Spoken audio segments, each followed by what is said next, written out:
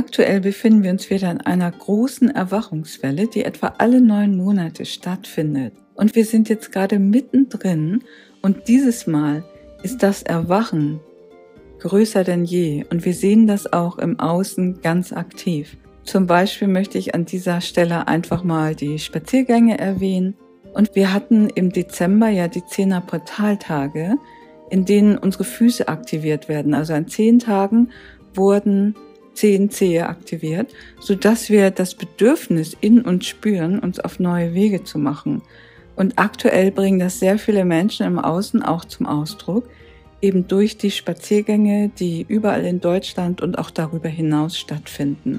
Und was jetzt nach diesem Wochenende hinzukommt, sind die 10er Portaltage der Handaktivierung. Jetzt werden an 10 Tagen unsere 10 Finger aktiviert. Und es geht bis zum 2.2.2022. Ich habe schon mal einige Videos darüber gemacht, generell über die Hand- und Fußaktivierung, die ich euch gerne auch nochmal verlinke. Und was in diesem Fall besonders ist, dass wir natürlich in dieser Gruppe gerade das Heilströmen machen und auch das Heilströmen mit den Händen insbesondere aufnehmen. Und somit bekommen wir noch eine Verstärkung im Bereich der Handaktivierung dazu, eben durch das aktive Heilströmen.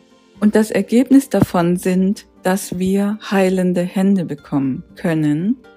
Heilende Hände müssen nicht unbedingt diese klassischen heilenden Hände sein, wie wir das von den Heilern kennen, sondern es geht generell darum, dass wir wirken wie die göttlichen Hände, sage ich jetzt einfach mal, oder uns durch unsere Intuition führen lassen und dadurch immer mehr und mehr zum Wohle aller wirken.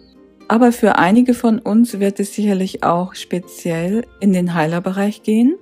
Und ich habe gerade vor ein paar Tagen mit einer lieben Freundin aus Deutschland telefoniert, die auch Heilerin ist und die mir mitgeteilt hat, dass sie im Moment so viele Klienten hat, aufgrund der Nebenwirkung einer speziellen Substanz. Und es wird da sicherlich noch sehr viel mehr Menschen brauchen, die eben hier unterstützen können, weil eben das alte System hier auch oft nicht wirklich helfen kann.